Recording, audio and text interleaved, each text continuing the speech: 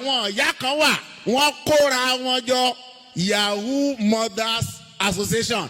Àwọn ìyá wọ́n kó ẹgbẹ́ àwọn ìyá tọmọ wọn ń ṣe yahoo jọ. Gbogbo orú ẹ̀yin ìyá yẹn ó yẹ kán fẹ́ yín tàgbà ní bẹ́ẹ̀ ṣe ń bá wa gbénú ayé ọ̀dà. Àwọn yóò sì.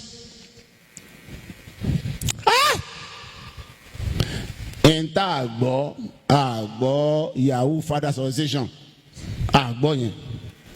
Tọ́ èyí ò sí àbí àdúgbò lọ́dọ̀ Ọlọ́run.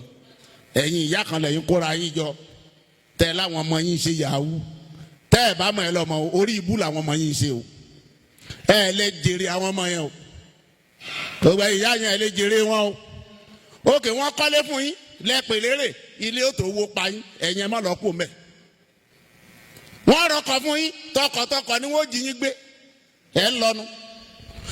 Ṣé báwọn ọmọ kan làwọn ọmọ tí yín ń palẹ́kún tí wọ́n fi ń jayé Yahoo Plus wọ́n ti ní kinní kan tí wọ́n fi máa ra kinní wọn tí wọ́n bá ti fi bá ọmọbìnrin lò pọ̀ mọ́ wọn mọ̀ gbẹ ni bọ́mọ wọn ò ṣe gbẹ tí èkú nu bọ́mọ bá ṣe wá ń gbẹ lọ́mọ tiẹ̀ ń lówó ọmọ lọ́mọ ń gbẹ ọmọ tiẹ̀ ń lówó ọmọ lọ́mọ ń gbẹ ọmọ tiẹ̀ ń lówó ó wá rò pé yóò kalẹ̀ ìwà àtọmọ wẹ́jọ sunkún gbẹ̀yìn.